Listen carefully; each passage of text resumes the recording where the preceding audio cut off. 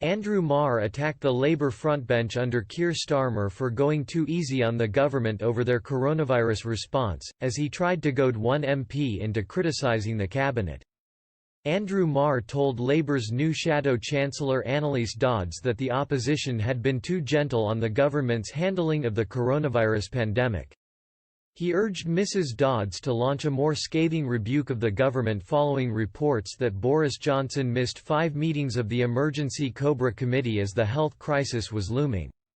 Marr also listed off a number of trade union leaders who had been more critical in their response to the government.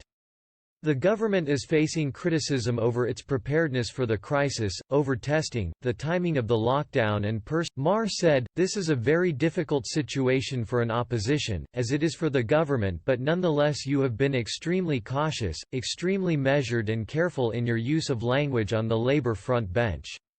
Much more so than other parts of the Labour movement." The Unite Union described the government's litany of broken promises as shameful. The GMB said there has been gross ministerial incompetence. He continued, and Nick Forbes, one of the Labour leaders in local government, called the whole thing a national scandal. Is it possible that by endeavouring to be highly responsible you've slightly overdone it, you're perhaps being too gentle on the government? Mrs Dodds rejected the suggestions, insisting the team under Sir Keir Starmer had been stating where mistakes are made, but looking forward she wanted transparency from the government.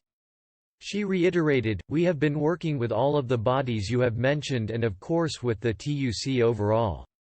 This isn't about party political advantage or partisan." One viewer criticized Marr for trying to stir up a political attack, saying, "Today Marr accused Anneliese Dodds of not following the line of the big unions and trashing the government's handling of the pandemic. He has plumbed new depths for the BBC. Time to go, Andrew." Another noted, Marr shut down by Anneliese Dodds and Michael Gove on the negative Times stories this morning. Hopefully, a sign that both sides of politics concentrating on resolving this crisis together, not promoting a negative narrative. However, several Labour supporters criticised Mrs Dodds for not taking the opportunity to stick the boot into the Tories. One Labour voter said, Anneliese Dodds came across like a rather weak cup of tea. Another remarked, so weak from Anneliese Dodds even Marr has picked up